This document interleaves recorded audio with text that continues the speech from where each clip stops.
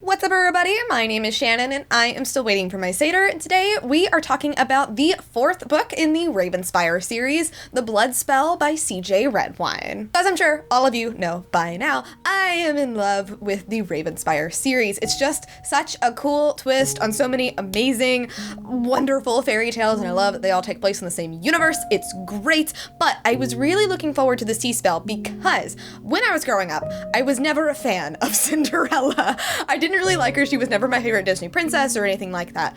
But I do this series on Network 1901 called History of a Disney Princess, and when I did my research for Cinderella, I really found this new appreciation for her, and I really love the Cinderella legends. I like where she gets her roots, all that kind of stuff. So I was very excited to see how CJ Redwine was going to work that into her Ravenspire universe. And what I really love is she brought in all of these ideas of alchemy and magic and like the way the fairy godmother worked and the wands, and we have witches and blood wraiths, and it was really, really cool. I feel like out of all of the books, this one feels the most grounded in the Ravenspire lore. Like, we've been learning bits and pieces about the magic system, about how the world works and everything like that, and in this book it really does feel like all of those pieces really come together. The way that the country governs, the way that we're going to choose the next queen, like all of this kind of stuff, the way that the magic is coming in together. I really felt like it was very cohesive and it was really cool. I really loved seeing it.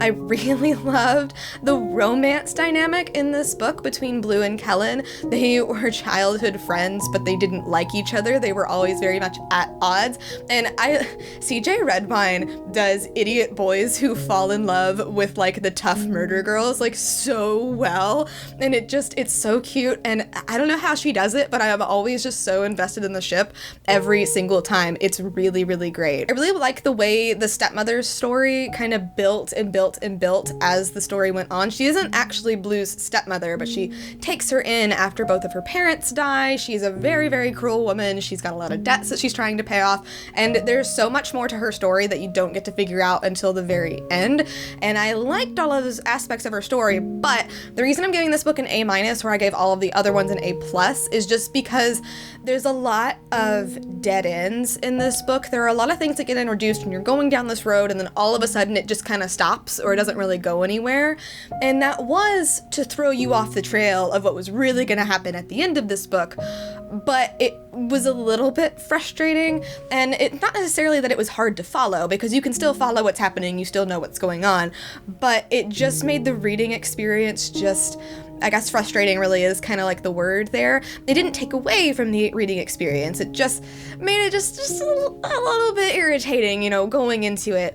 But like I said, I really did like Blue and I really did like Kellen, and I really feel like the Ravenspire universe has grown so much and everything really, really came together in this book. I have no idea if there's gonna be more books in this series. This one came out this year. I feel like there should be. I feel like there's limitless possibilities with the way this series has been structured, but I honestly don't know. So if you have that knowledge, go ahead, let me know down in the comments down below. But like I said, I am giving this book an A-. I highly recommend this series, and I've said this before, but you can read these books in any order. There aren't any spoilers for the previous books, except you just know that nobody's gonna die. That's not really a spoiler. I kind of feel like with a lot of these types of books, like you kind of already have that kind of going in there, that previous knowledge, but there aren't any spoilers. You really can read these in any order, so if one of them seems interesting to you, just go ahead and pick it up and give it a shot, because trust me, you will not be sorry. But thank you guys so much for watching this video. If you liked it, be sure to hit that like button down below, and don't forget to subscribe so you can talk books with me every week. That is everything got for you today, and I'll see you guys next time. Bye!